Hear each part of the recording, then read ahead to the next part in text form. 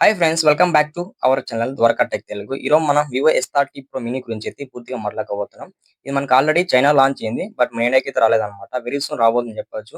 అంటే నాకు తెలిసి నెక్స్ట్ మంత్ అయితే ఎక్స్పెక్ట్ చేస్తున్నా. బట్ పూర్తిగా ఇన్ డెప్త్ వీడియోకి వెళ్దాం. ప్రతి ఒక్క డిపార్ట్మెంట్ కవర్ చేద్దాం. నాకు నచ్చిన ప్లస్ పాయింట్స్ ఏంటి, మైనస్ పాయింట్స్ ఏంటి అవి మీకు లాస్ట్‌లో చెప్తాను.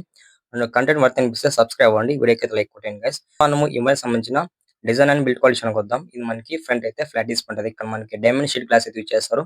చాలా బెటర్ ప్రొడక్షన్ అన్నమాట. అలాగే మనకి బ్యాక్ అయితే గ్లాస్ ఫినిష్ ఉంటది. సైడ్ అయితే అల్యూమినియం ఫ్రేమ్ రాబోతుందని చెప్పి డ్యూయల్ స్టోరేజ్ స్పీకర్స్ సపోర్ట్ చేసి సౌండ్ క్వాలిటీ చాలా బాగుంటదన్నమాట. మనకి వివో గురించి తెలిసిందే కదా!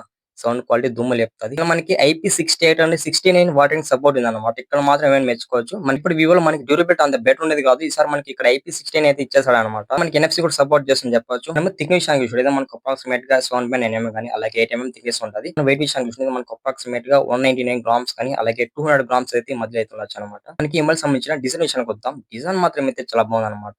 అంటే ఈసారి టోటల్ లుక్ అయితే చేంజ్ అయిపోయిందని చెప్పొచ్చు. మనం డిస్ప్లే విషయానికి చూసుకుంటే ఇది మనకి 6.3 ఇంచెస్ LTPO AMOLED డిస్ప్లే రాబోతుంది. ఇక్కడ మనకి 120 Hz అయితే రిఫ్రెష్ సపోర్ట్ చేస్తుంది. HDR10+ సపోర్ట్ ఉంది. 1.5 రెజల్యూషన్ ఉంది. 5000 నిట్స్ అయితే పీక్ బ్రైట్నెస్ బెటర్ అని చెప్పొచ్చు. చాలా ఎక్కువ బ్రైట్నెస్ అన్నమాట. మనకి ఇండోర్ కానీ అవుట్డోర్ కానీ మనకి బ్రైట్నెస్ లెవెల్స్ అనేటివి చాలా బెటర్ ఉండని చెప్పొచ్చు. వైడ్ బ్యాండ్ లెవెల్ సపోర్ట్ ఉందన్నమాట. ఓటీటీ కంటెంట్ అంతా కూడా ఫుల్ హెచ్‌డీలో వాచ్ చేయొచ్చు. వివో డిస్ప్లే అనేటివి చాలా ఇంప్రెస్ ఉంటాయన్నమాట. మనకి విజువల్ ఎక్స్‌పీరియన్స్ కూడా చాలా బెటర్ గా కనిపిస్తుందని చెప్పొచ్చు. ఇంకా మనకి వివో డిస్ప్లేస్ అంటే చెప్పనవసరం కదా! అంటే మనకి నార్మల్ యూజ్ గాని అలాగే జనరల్ యూజ్ కూడా చాలా బాగుంటాయన్నమాట. ప్రాసెసర్ విషయానికి వద్దాం. ఇక్కడ మనకి మీడియాటెక్ ప్రాసెసర్ అయితే ఇచ్చేస్తారు. ఇందులో మనకి మీడియాటెక్ డైమెన్సిటీ 9300+ ప్రాసెసర్ అయితే ఇచ్చేస్తారన్నమాట. చాలా అడ్వాన్స్ ప్రాసెసర్ అని చెప్పొచ్చు. ఇది మనకి 4 nm బిలియన్ ప్రాసెసర్.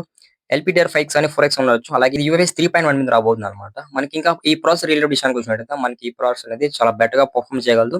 అంటే మనకి గేమింగ్ పరంగా గాని, అలాగే నార్మల్ యూజ్ గాని మనకి ఈ ప్రాసెసర్ అయితే చాలా బాగుంటదన్నమాట. మేజర్‌గా ఎవరైతే గేమింగ్ లవర్స్ ఉన్నారో వాళ్ళకి కూడా ఆల్‌మోస్ట్ ఇవాళ సూట్ అవుతది. సాఫ్ట్‌వేర్ విషయానికి వస్తే మనకి ఆండ్రాయిడ్ 15 రాబోతుంది. అలాగే ఫన్ టచ్ ఓఎస్ 15 రాబోతుందన్నమాట. ఈ ఫన్ టచ్ ఓఎస్ అనేది గ్లోబల్ అని చెప్పొచ్చు. కాకపోతే మనకి చైనా వేరియంట్‌లో ఆర్జిన్ 5 అని చెప్తున్నారు. కెమెరా విషయానికి వద్దాం. ఇది మనకి ట్రిపుల్ క్యామ్ సెటప్ ఉంటది. ఒక ఫ్లాష్ ఉంటది. మన మెయిన్ కెమెరా ఉంటది 15 పిక్చర్. ఈ ఓఎస్ కూడా సపోర్ట్ చేస్తుంది. అలాగే సోనీ IMX922 సెన్సార్ మీద రాబోతుందన్నమాట. చాలా బెటర్ సెన్సార్ అని చెప్పొచ్చు.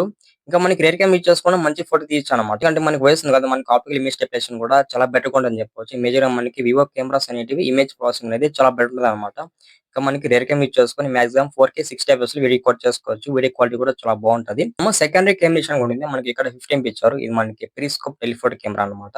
ఇప్పటికి మీకు అర్థమైపోయి ఈ టెలిఫోటో కెమెరా మించిన కెమెరా అయితే ఎక్కడ లేదన్నమాట. ఒకవేళ మీకు తెలిస్తే కామెంట్ చేయండి. నా ఒపీనియన్ విషయానికి వచ్చినట్టయితే ఈ టెలిఫోటో కెమెరా ఒక పెద్ద కింగ్ అని చెప్పుకోవచ్చు ఫోటో తీసే విషయంలో.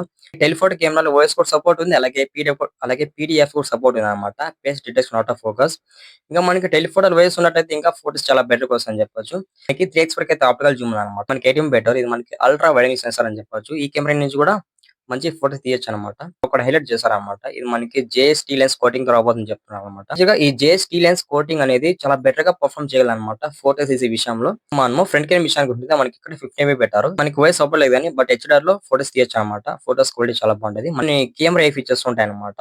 అంటే ఎగ్జాంపుల్ చూడండి ఎరేజర్ గాని, A14 ఇలాంటి కొన్ని ఫీచర్స్ ఉంటాయని చెప్పొచ్చు. బ్యాటరీ విషయానికి వద్దాం. ఇక్కడ మనకి 6500 ఎంహెచ్ బ్యాటరీ పెట్టారు. చాలా బిగ్గెస్ట్ బ్యాటరీ అన్నమాట. ఈజీగా 3-4 డేస్ వరకు యూజ్ చేసుకోవచ్చు నార్మల్ యూజెస్. 90 వాట్స్ అయితే ఫాస్ట్ ఛార్జింగ్ సపోర్ట్ ఉందన్నమాట. ఈజీగా 1 అవర్ లోపల ఫుల్ ఛార్జ్ అయిపోతదన్నమాట. ఎందుకంటే మనకి 67 వాట్సే ఆల్మోస్ట్ 1 అవర్ పైన టైం తీసుకుంటది. బట్ మనకి ఇది 90 వాట్స్ కాబట్టి ఆల్మోస్ట్ 1 అవర్ లోపలే ఫుల్ ఛార్జ్ అవ్వొచ్చన్నమాట. నా ఎక్స్‌పెక్టేషన్ ప్రకారం చెప్తున్నాను. మనం ఫైనల్‌గా ఈ మొబైల్ సంబంధించిన అన్ని స్పెసిఫికేషన్స్ కవర్ చేసామన్నమాట. మీరు చూసారు కదా! ఇందులో మనకి చాలా వరకు అయితే ప్లస్ పాయింట్స్ అని చెప్పొచ్చన్నమాట. మైనస్ పాయింట్స్ అయితే నాకైతే కనపడలేదు. సో కాకపోతే వివో S30తో కంపేర్ చేసుకుంటే ఈ మొబైల్ అనేది చాలా బెటర్ అని చెప్పొచ్చన్నమాట. రిక్వెస్ట్ ఏమంటే మన వీడియోని ఎవరన్నా కొత్తగా వాచ్ చేస్తుంటే లైక్ అండ్ సబ్స్క్రైబ్ కొట్టండి. మీరు చేసే సబ్స్క్రైబ్ లైక్ అనేది నాకు చాలా వాల్యుబుల్ అని చెప్పొచ్చన్నమాట. ఇది ఫ్రెండ్స్ ఇవాళ వీడియో. నెక్స్ట్ వీడియో మళ్ళీ కలుసుకుందాం.